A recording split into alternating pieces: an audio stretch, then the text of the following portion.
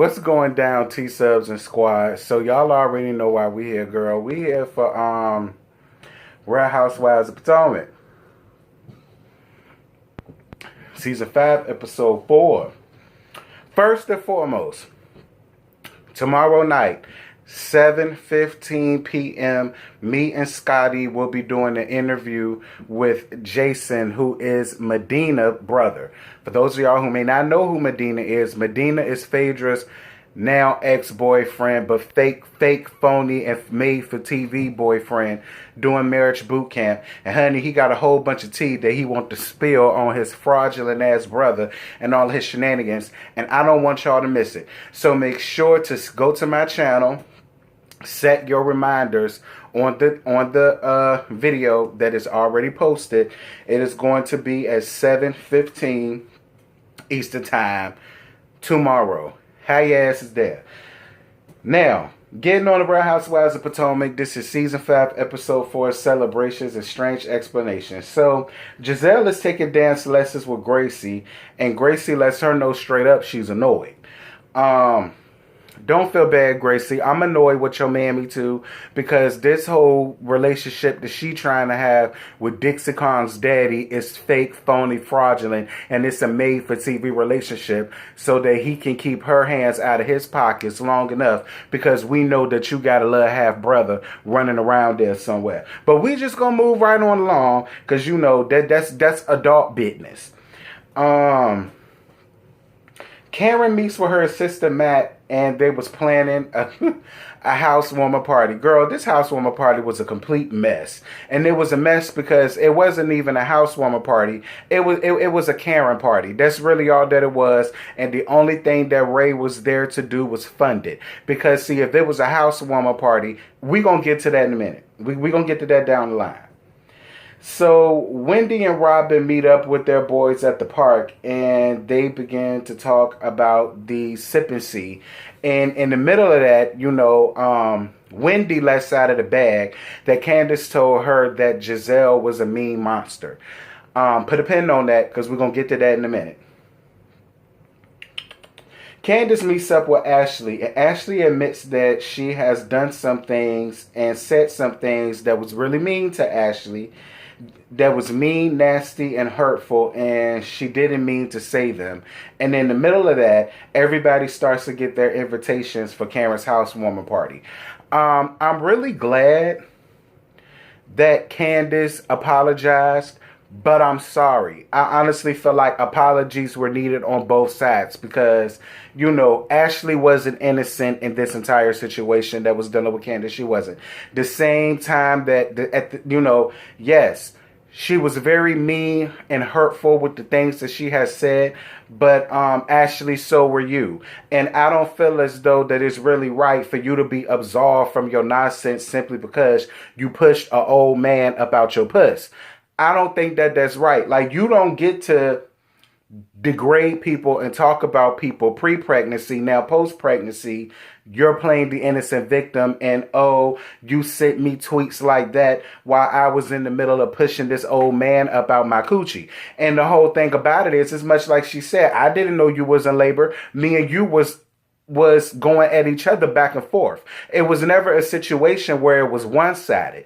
And I like Ashley, don't get me wrong, but right is right and wrong is wrong. And I felt like both of them deserved an apology, not just Candace apologizing to Ashley because she read her while she was in the middle of labor.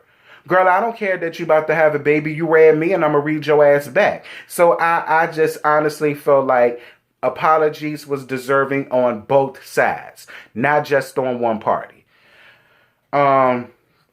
Moving on. Robin and Gizelle talk about the invite, and Robin says that she didn't know you have parties for rented houses. Robin,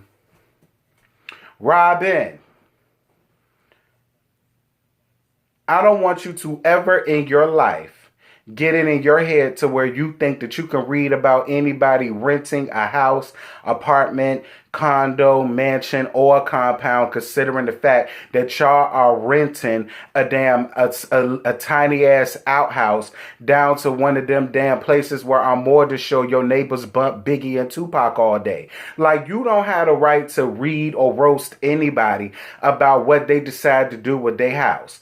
Moving on. Robin felt the need to let Gizelle know what Candace said to Wendy, which was about her being a mean monster. And Gizelle gets all in her feelings. And Gizelle got in her feelings because she read her, because she was absolutely right. Gizelle, you are a mean, decrepit ass old lady who really need to go and find herself. Like, it amazes me at how, see, you are the precise reason why I just don't see it for a lot of AKAs. And the fact that you went to Hampton University, my alma mater, girl, I know you lying. I already know how them Hampton hoes get down, let alone you being an AKA on top of it. Anywho, Monique and Chris have a small little date night at home. And she tells him about how she feels about some of the things that have been going on in their marriage.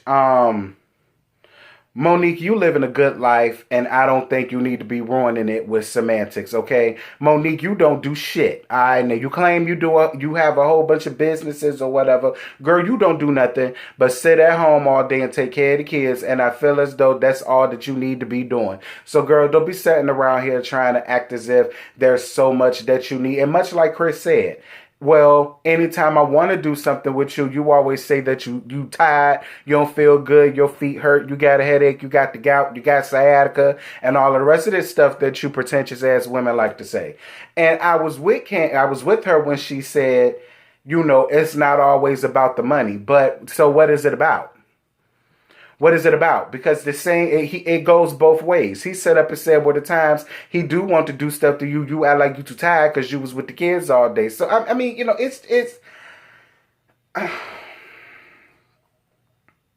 I get it, Monique, but Monique, I don't get it. And considering the fact that there's already this rumor going around that people already think that your marriage is for the pits anyhow, I don't think it was such a good idea for you to get up here and lay that type of level of truth down. Like, I would have loved to have seen you and him, you know, cook dinner or something, have dinner together with Baby Chase there, and, you know, y'all go in and let have on Robin and Gizelle and Candace. Like, I would have preferred that than for you to sit here and basically kind of add fuel to the fire.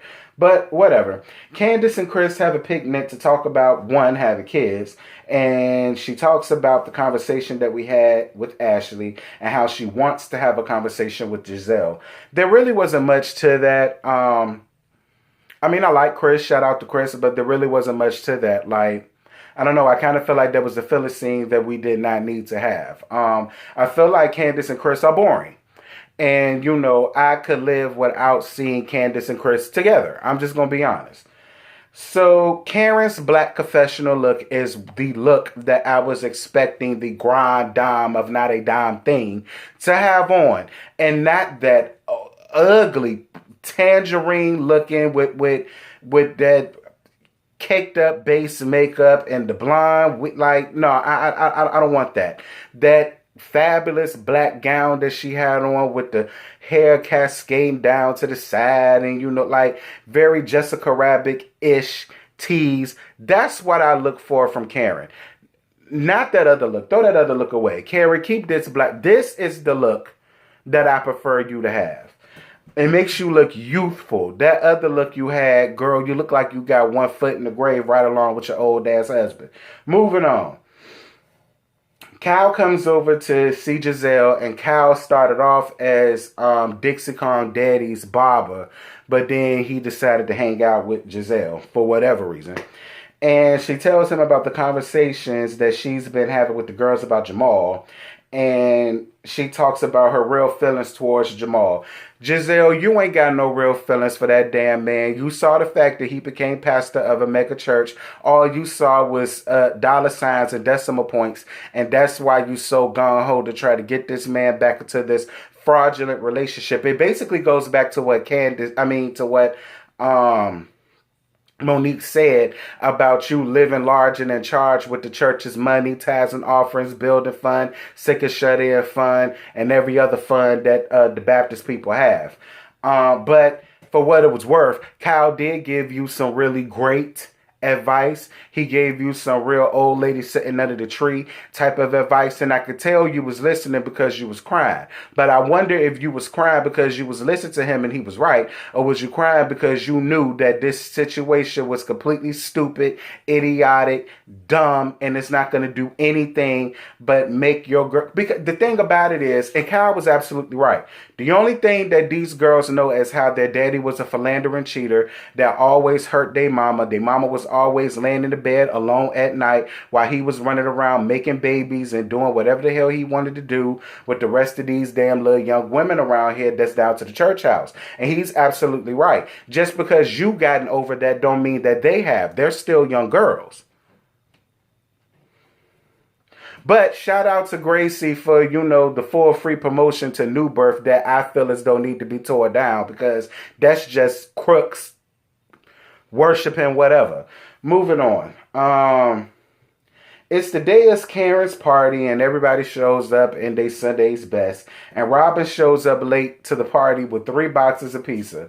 You know what, Robin? I would read you, but I'm not, sis, because we got to meet you where you at. And girl, we all know that you can't afford calamari and caviar, what the rest of the rich white people can afford. We got to meet you where you at. So at least you didn't show up empty-handed, I guess. Candace pulls Gizelle to the side to apologize for the comments she made, and then Gizelle tells her what Wendy told Robin. Now, Candace, this is the reason why I just don't see it for you. You said it. And you know you said it. And instead of you saying, yeah, that's what I said, because that's how I feel about you sometimes, you want to try to double back and backpedal and coochie pop in the handstand with the whole, well, I may have said that. No. Say what you mean and mean what you said. If you said it, say you said it. If you did it, say you did it. That's why people, and Monique in particular, have such a damn problem with you. But it ain't like you was lying for what you said. She is a mean monster. She is a mean monster, and that's why it cut her so damn deep. Because it's the truth. The truth hurts.